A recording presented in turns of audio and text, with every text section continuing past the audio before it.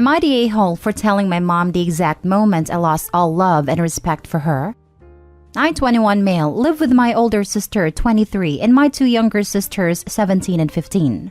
My older sister currently has legal custody over our two younger sisters, and at one point even had legal custody over me when I was still a minor. She basically gained custody of us all when she was 19 because our mom was an addict. My mom is currently going through end-stage kidney failure, assumingly because all of those years of not taking care of herself caught up to her. When she first started going to dialysis about 5 months ago, she put me down as her emergency contact. And at first, I just sucked it up and dealt with it because she doesn't have anyone else in this part of the country. And my older sister doesn't talk to her for reasons you can't imagine.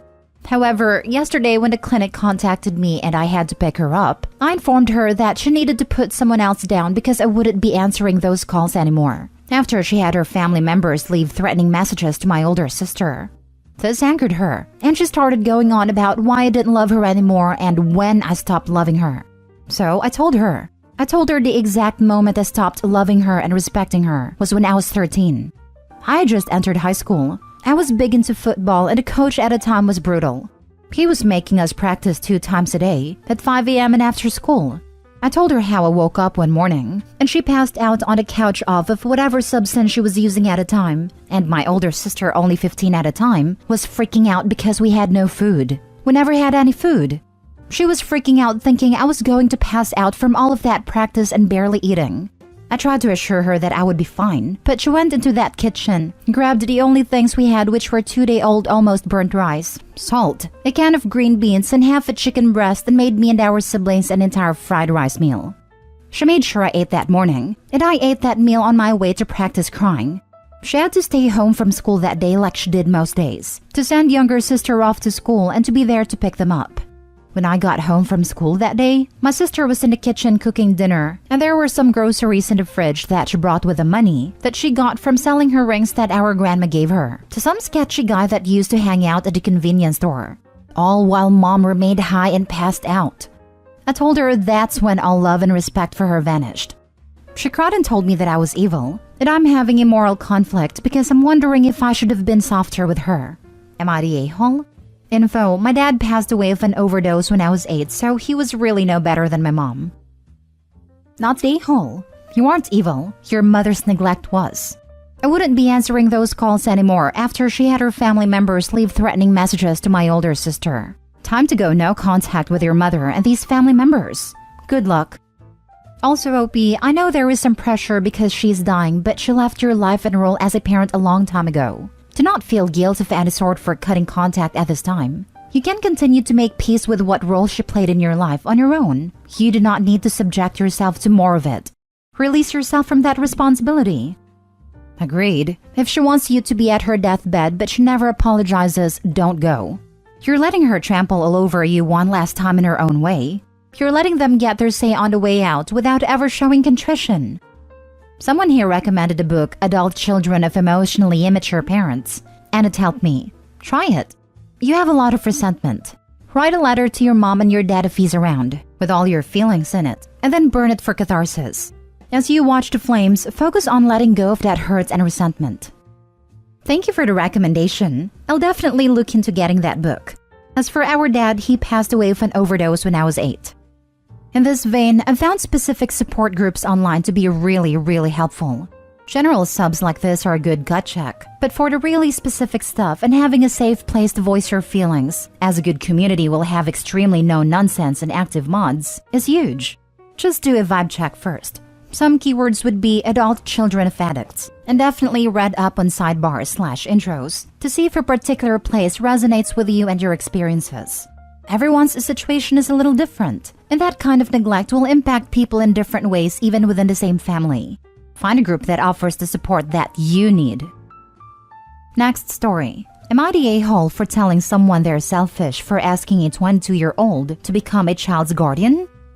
My 22 female boyfriend Malcolm, 22 male, has a half-sister Elena, 12 female. They have the same dad, and he's not involved in their lives. Their moms became close friends and they were raised seeing one another, but Malcolm's mom moved abroad a couple of years ago. Elena's mom, Sandra, was diagnosed with cancer last year. She went through treatment, but it's been determined that there's nothing they can do but make her comfortable, and Sandra will pass sometime this year. She has no family, so Malcolm has spent a lot of time helping care for Elena, driving her to school, making the meals, etc. Recently, Malcolm sat me down. He said that Sandra asked to speak to him. She said she understood if the answer was no, but asked for him to take on custody of Elena, sooner rather than later. That way, she could adjust to him being her guardian before she passes. Malcolm would move in with them. Sandra had a sizable life insurance policy and an account to help him care for Elena. To my surprise, he agreed to all of this without consulting me. I pointed this out, and he said we've only been together 6 months, so I asked if he didn't feel too young for all this. He said sort of, but to do it for Elena. Without further discussion, he subleased his apartment and moved in with Sandra and Elena. Saturday, I stopped by to pick up Malcolm for lunch. He hadn't returned from work yet, so I was waiting with Sandra. We were making small talk, and she mentioned how grateful she was for Malcolm and that he was a sweet boy. I asked if he was really her only option. I mentioned his mom, and Sandra said Elena's losing enough. She doesn't want to force her to move abroad on top of everything. She also doesn't feel right asking Malcolm's mom to move back. I said I found the whole thing a little selfish. Malcolm is only 22. He shouldn't be tied down raising a child. Sandra got defensive and said she wished she didn't have to ask him. Plus, he said yes. I asked what else was he supposed to say. Sandra told me I was upsetting her and asked me to leave. Malcolm called me later, screaming at me. He said that I upset Sandra. I said I was trying to defend him and point out options she may not have thought of. Malcolm told me to butt out and to get on board with this or walk away, and hasn't spoken to me since. I saw Elena at the mall on Sunday and she just ignored me. My mom told me I screwed up big time. Am I the a-hole? You're the a-hole. I swear to God, if I see one anti-A on this thread, I lose my faith in humanity. You should listen to your mother. Sounds like she's a smart woman. Malcolm got lucky. He just got a glimpse into your soul when you let your mask slip. It is twisted under there. And cruel. For God's sake, harassing a dying woman? Really? And shameless about it no less. Lucky for him he saw that early on and hasn't spent years of his life with you. I'm genuinely confused why he hasn't made a clean break yet. Maybe he has and just can't be bothered to inform you. It's one thing for the OP to break up with Malcolm because she feels too young to help raise a child or be in a relationship with someone raising a child. But what an a-hole to think she has the right to interfere after just 6 months of dating. I think he has dumped her. I suspect get on board with this or walk away meant that if she didn't call with an apology, he was assuming she was walking away. You're the a-hole. You've been seeing him for a few months. That is his sister. It's not up to you to decide it is selfish for a dying mother to ask family to become a guardian.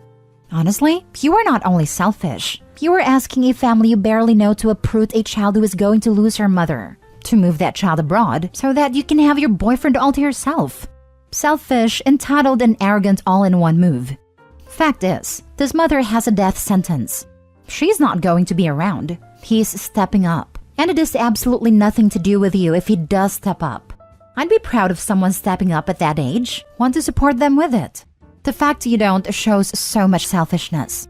A 6-month relationship is not more important than his little sister who is going to lose her mother. Next story. Am I the a-hole for resenting that my sister was cruel about my pregnancy but is celebrating our sister's pregnancy? This involves me, 26 female, and my sisters Abby, 28 female, and Megan, 31 female. I had a baby at 16, which I know isn't great. But accidents happen, right? I do not think I was a bad person for this happening. I took responsibility and was committed to raising my son and being a good mom. My parents supported me as best as they could by babysitting and helping with finances, even though that came from my college fund. However, Megan, who was still in college but still living at home, made it clear that she was not supportive. She said she would not babysit or even watch my son if I needed to shower. She said she wasn't going to suffer for my mistake, which hurt me so much. Abby babysat for me sometimes and was happy to watch my son when I needed a rest. I badly wanted a baby shower and to feel celebrated even in a small way, but my parents said they could not help as they were stressed about the situation. I didn't have many friends, so I asked Abby and Megan. Abby was sympathetic, but Megan said she wouldn't help out at all. She told me that a teen pregnancy was not something to be celebrated. Abby just kind of followed what she said, and I ended up never getting a baby shower. I always kinda regret that because I doubt I'll have another child. Now I'm doing okay. I graduated from community college. I have an apartment where I live with my son, and I have a good co-parenting relationship with his dad. Abby announced her pregnancy some time ago, and her baby shower was this weekend. Of course I went. She made a little speech and thanked Aunt Megan for organizing the entire thing. Megan was so bubbly and happy and said how excited she was for Abby's baby. I got upset and quietly left to not make a scene. Megan came inside and asked what was up. I told her that I was hurt that she would do all this for Abby but nothing for me. She awkwardly said they were two different situations and I shouldn't make this a big deal in Abby's day. We got into it, and I ended up leaving early and Abby called to find out what was going on. I told her, and she felt pretty bad. Am I the a-hole? Now for the top comments. No a-holes here. I hovered between that and not the a-hole, but went with no a-holes here because, while I think you are well within your rights to feel upset about it, 21-year-old Megan and 31-year-old Megan are probably very different people. You just can't fairly compare her actions as a college student to her actions as an adult. If Megan is still giving you grief today and not stepping into the Aunt Megan role for your son, then I change my response to not the a-hole. Thank you. Honestly, she has not really been an aunt to him. She does get him birthday and Christmas gifts. That will make conversation with him when we're all together, but doesn't really try to hang out with him or talk to him on her own. Abby's an actual aunt to him, and that she will take him out sometimes, just them. If she's already treating unborn baby as a blessing and celebrating it but is distant to her nephew, the favoritism is going to be very obvious later. No a-holes here. I am sorry that you missed out on so much excitement. Even when times are challenging, you still want milestones celebrated. Unfortunately, there are consequences to all actions and neither you or your sisters are in the same place now as you were then. Having a baby at 16 is extremely different than 28. And throwing a baby shower is something a 31-year-old does, not a college student focused on schoolwork. Your son is not a mistake, but getting pregnant was an accident. Sometimes it's hard to celebrate accidents. All you can do now is focus on the good you have. This entirely. Teen pregnancy is different than adult pregnancy, and college student aunts are different than adult aunts. Especially if said student is aware she'll be sharing her home with a baby, since Opie said Megan was also living at home while studying. She even might have felt she was punished for Opie's choices. We're always more judgmental about things that directly affects us after all. Last story. Am I the a-hole for telling a girl just because she had a crappy husband doesn't mean everyone is? I, 36 male, met my wife when we were 14, started dating at 16, and still together now. I know that doesn't always work for people, but it worked for us. This weekend, I was hanging out at a friend's house with a bunch of people. There was a girl there who is a friend of one of my friend's girlfriend. We'll call her Jane. I don't know her that well, but I see her around often because we are in the same friend circle. Drinks were flowing, and somehow the topic came up about how many person everyone has slept with. Jane was shocked when I mentioned I had only slept with one person. Context: Jane also married her high school sweetheart. They broke up when she found out that he had basically cheated the whole relationship with multiple women. One of his piss-poor excuses was that he hadn't had a chance to have fun or play the field yet before settling down. Anyway, she couldn't believe I have only slept with my wife, and said that I must have cheated. I told her even if I had, why would I admit it? I've been with my wife since we were 16. Admitting to it would mean admitting I have cheated, which I haven't. And in response to that, she just said that must mean that I have and I'm lying about it. At this point, I am getting annoyed because she's straight up accusing me of being unfaithful. She said she knows from experience how unlikely it is. That's when I said that just because her husband was crappy doesn't mean we all are. She just mumbled whatever and was quiet for the rest of the night. I was talking to my friend the next day who said her girlfriend told him how upset Jane got over that. She apparently said that I know what she has been through and could have been more understanding. I said I understand what she's been through, but she doesn't need to put her wishes on me and basically accuse me of cheating. My friend said he understood, but probably would have been best to just leave it. Am I the a-hole? Nope, not the a-hole, but Jane sure is. She pushed the issue. You shut it down and now she's butthurt. Too bad, so sad. Not your monkeys, not your circus. You don't owe her an apology, and your friend needs to shut up. I mean, my friend was mainly just echoing what his girlfriend was saying. I don't think he cares either way. Maybe not, but either way he needs to shut up. He's wrong, his girlfriend is wrong, Jane is wrong. They're all a-holes here and you are not. Not the a-hole. Some people have a romantic partner their whole lives. Jane may have had a rough time, but her projecting that onto OP and trying to accuse him of cheating was not cool. She should apologize to him, and not the other way around.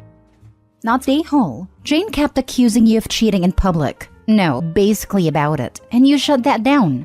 You wouldn't have had to do that if she hadn't brought up and pressed the issue.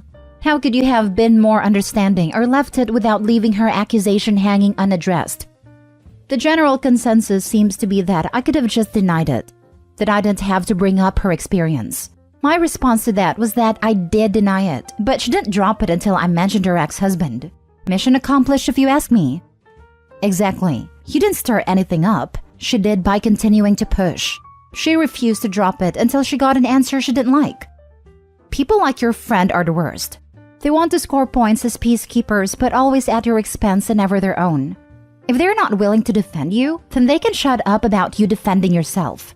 Instead, they want you to tie your arms behind your back so you're easier to hit. That's toxic just for your information. You're allowed to defend yourself with the same energy being thrown at you, especially after you first tried to defuse the situation. Stealing this because I always have a hard time explaining that people are too cowardly to stick up for someone, then they don't get a say in how that someone sticks up for themselves, especially if they aren't in the wrong.